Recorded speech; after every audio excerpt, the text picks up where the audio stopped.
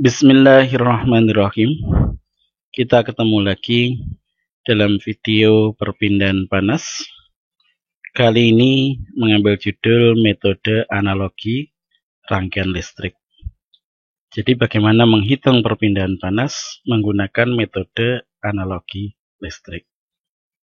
Yang lalu kita sudah membahas bagaimana cara menghitung laju kecepatan aliran panas dengan rumus min K kali A delta T per dx. Baiklah, lebih lanjut kita akan lanjutkan yaitu dengan metode analogi rangkaian listrik. Kalau kita perhatikan antara mengalirnya energi panas dalam satu batang dibandingkan dengan mengalirnya arus listrik pada suatu penghantar, ini mempunyai banyak kesamaan.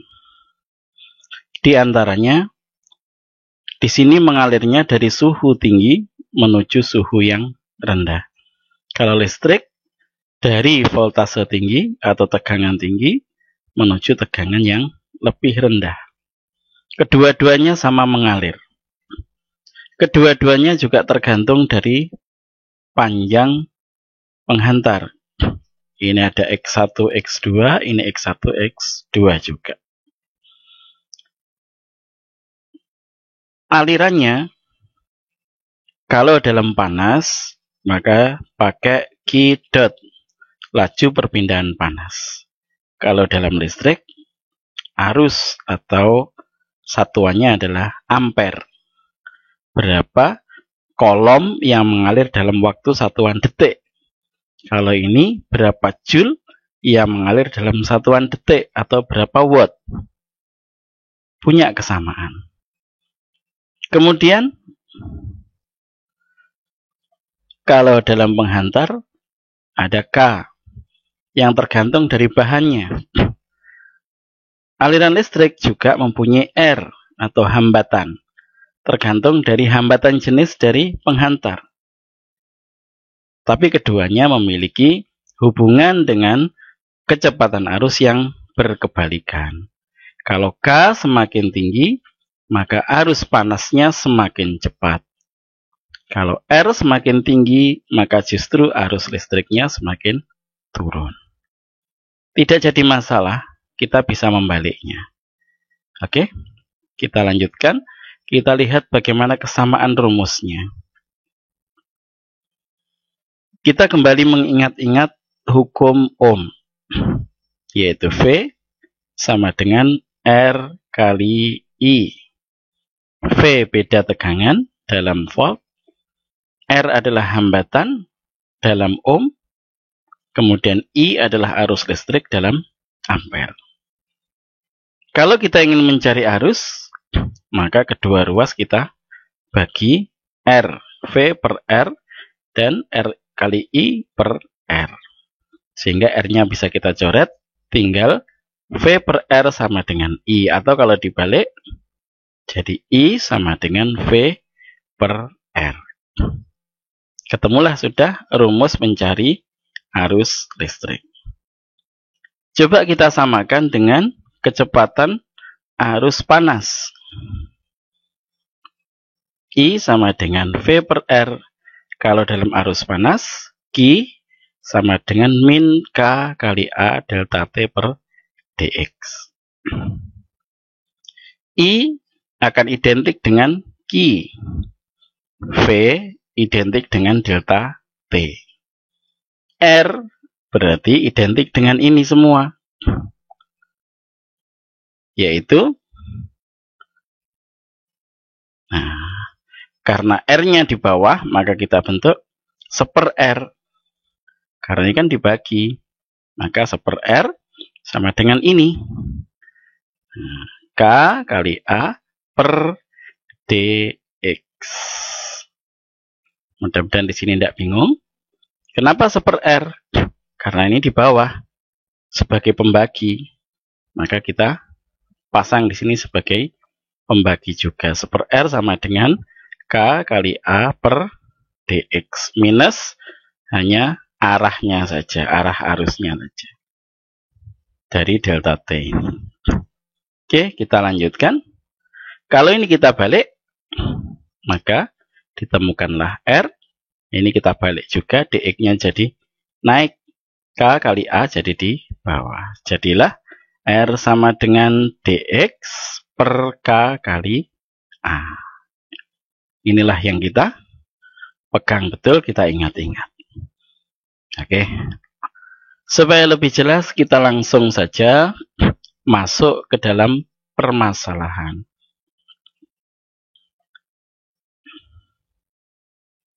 Ini adalah contoh penggunaannya. Kalau kita ketemu masalah seperti ini, misalkan satu dinding yang berlapis-lapis.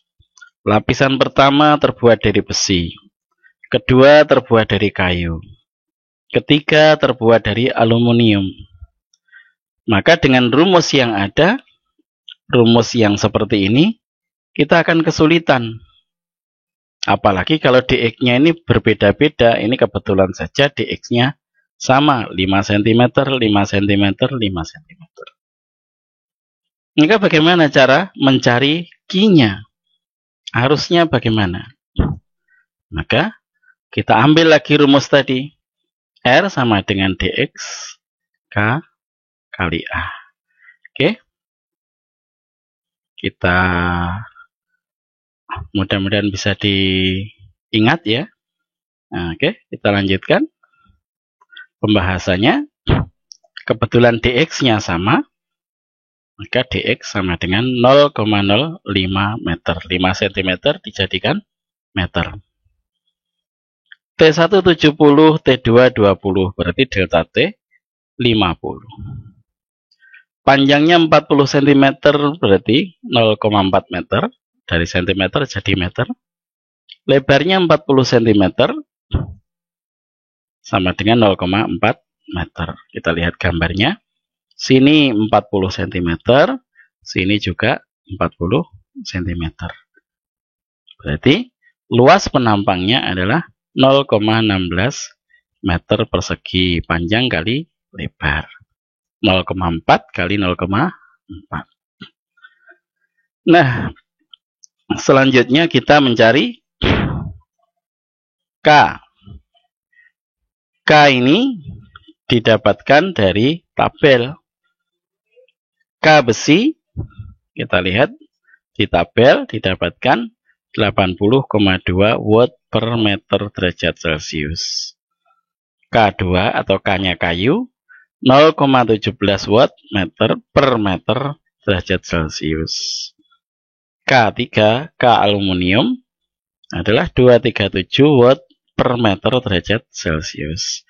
Aluminium paling besar, disusul besi, kemudian yang paling kecil adalah kayu. Daya hantarnya. Oke.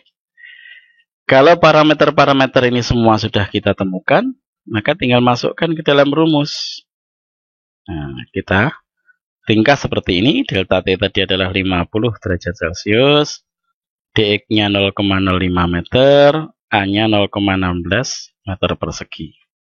K1 sekian, K2 sekian, K3 sekian. Maka kita ambil rumus tadi. R1 berarti dx per K1 kali luas penampang. Oke, rumus yang tadi jangan lupa. Maka kita masukkan dx-nya 0,05, kita taruh di atas di sini. K1 80,2. K1 letaknya di sini, kita taruh di sini 80,2. A-nya 0,16. Kita taruh di sini. Kita hitung pakai kalkulator, ketemu ini. Oke.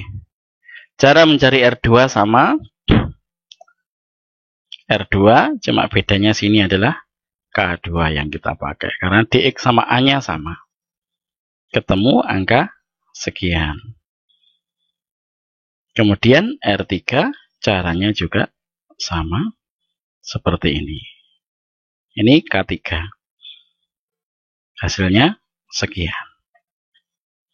Nah, kalau sudah ketemu R1, R2, R3, kita masukkan aja dalam persamaan rangkaian listrik. Kita pindah sini. Kemudian kita analogikan. Ini tadi besinya, kemudian kayunya, kemudian aluminium. Seakan-akan resistor yang di seri seperti ini. Harusnya mengalir dari sini ke sana. Maka kita bisa mencari R totalnya. R penggantinya berapa? Maka kita ingat hukum Ohm. R total sama dengan R1 plus R2 plus R3. Nah, ini kebetulan bentuknya adalah seri. Nanti bisa juga kita ketemu dalam bentuk paralel misalkan. Yaitu misalkan satu air direbus, kemudian panasnya mengalir ke udara melalui sendok misalkan. Nah, maka ada konduksinya, ada konveksinya, ada radiasinya. Bergerak secara bersamaan dengan model paralel.